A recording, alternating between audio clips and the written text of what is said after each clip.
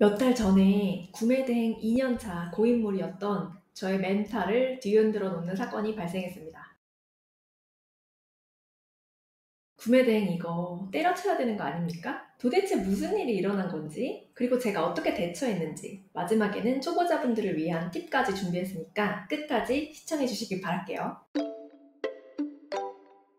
아는 분이 이걸 구해달라고 하시더라고요. 이건 솔직히 고민스러웠습니다. 진짜 제 9대 짬밥으로 바로 빨간불이 들어오더라고요. 이런 물품을 취급해보지 않으신 분들은 왜 빨간불일까 하실 수도 있는데, 뭘 걱정했는지 지금부터 설명해 드릴게요.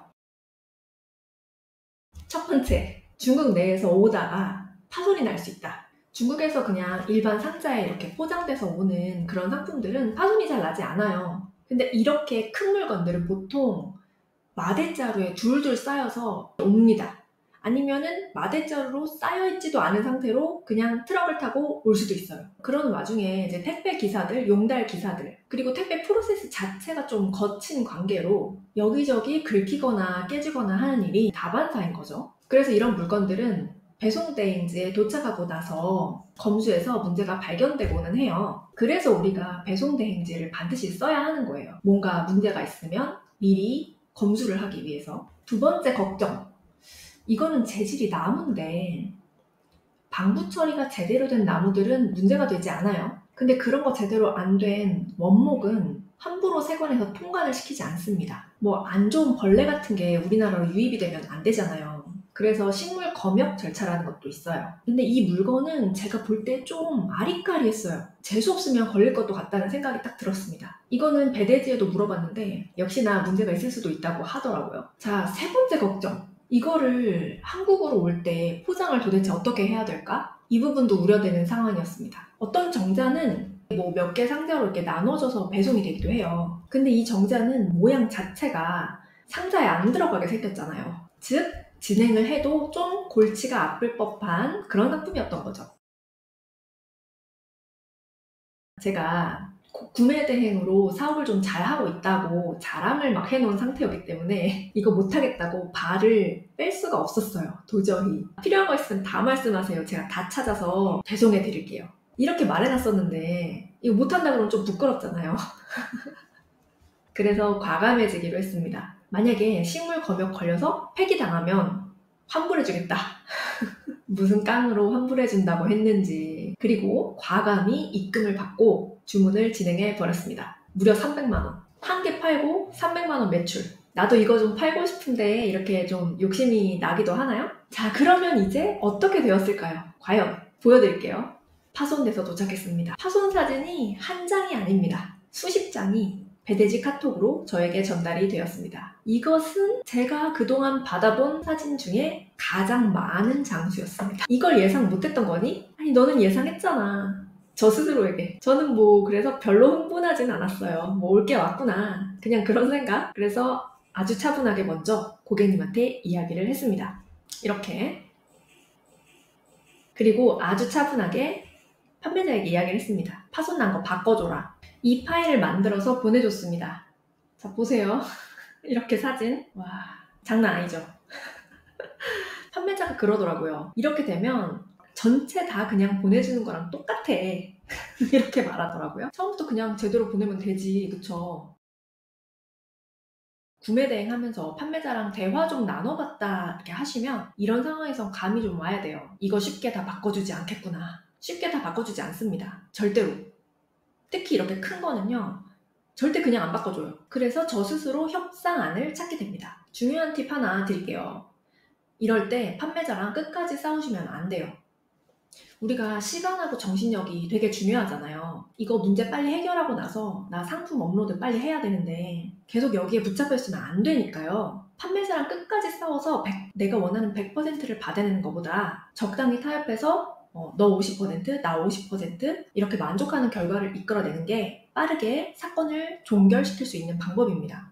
이 상황에서 제 절충안은 이거였어요. 진짜 심각한 것만 그럼 새로 보내주고 나머지는 내가 페인트를 칠할 테니까 페인트를 보내줘라. 물론 그 전에 배대지나 고객님하고 협의를 해야 돼요. 이때 제가 협의한 결과 배대지는 페인트 칠해주는 거 오케이, 뭐 해주겠다. 그리고 고객님도 오케이, 보내주면 내가 칠하겠다. 그래서 페인트를 보내줘 라고 했어요. 그랬더니 판매자가 오케이 했습니다. 이런 방법도 있어요. 페인트도 보내고 너가 사람도 보내서 배대지에서 페인트 칠까지 너가 할 수 있게끔 사람을 보내. 이런 식으로 제안을 할 수도 있어요. 그게 받아들여지는 경우도 있고요. 자, 아무튼 그리고 한참 기다려서 이제 교환품이 도착을 했어요. 그때까지 제 야외 정자는 이렇게 배대지에 민폐를 끼치고 있었죠. 아참, 기존에 파손난 거는 배대지한테 폐기를 해달라고 해야 되는 거예요. 이거를 다시 자기한테 보내라는 판매자는 없습니다. 왜냐면 판매자도 이걸 회수해 가려면 물류비가 또 들잖아요. 돈이 아까우니까 그냥 현지에서 폐기하라고 합니다. 대부분은. 상품은 다행히 멀쩡했어요. 그런데 개수가 매우 적었습니다. 제가 아까 엑셀 이만큼 보냈잖아요. 그리고 페인트가 안 왔더라고요. 같이 보내주기로 했는데 판매자가 이걸 또 까먹었지. 뭐 그런 경우도 종종 있으니까 그렇게 놀랍진 않습니다. 차분히 얘기합니다. 얼른 다시 보내라고. 근데 원래 계획은 배대지에서 페인트를 칠한 다음에 고객님한테 보내는 거였는데 생각해보니까 그러면 또 말리는 시간도 좀 들고 그리고 또 오다가 까질 수도 있으니까 그냥 잘 됐다 싶더라고요. 그래서 페인트 새로 받아서 그냥 고객님한테 따로 발송을 해드리기로 했습니다.